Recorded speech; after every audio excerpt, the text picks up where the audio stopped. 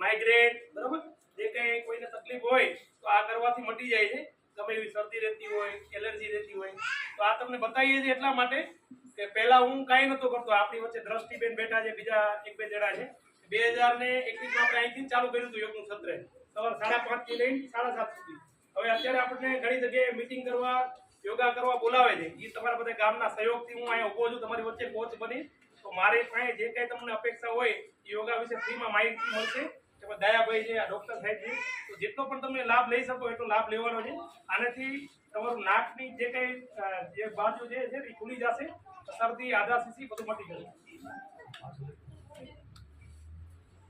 તમે જોઈ શકશો આ મારા નાકમાંથી પાણી નીકળશે, બરાબર? નો નીકળે દાંત નો કાઢજો.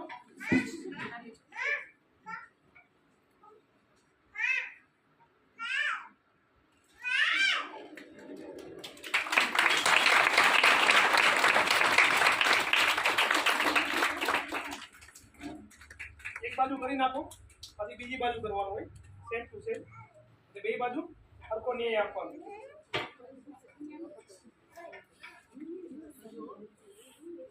પૂરા જોજો, વડીલો જોજો ખાસ.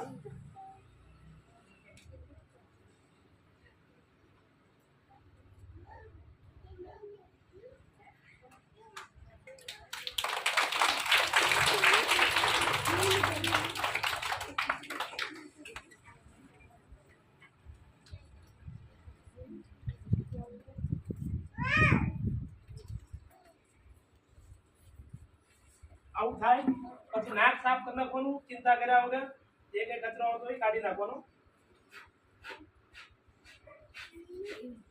મોટો રૂમાલ રાખવાનો જેથી તમને ખરાબ ન લાગે.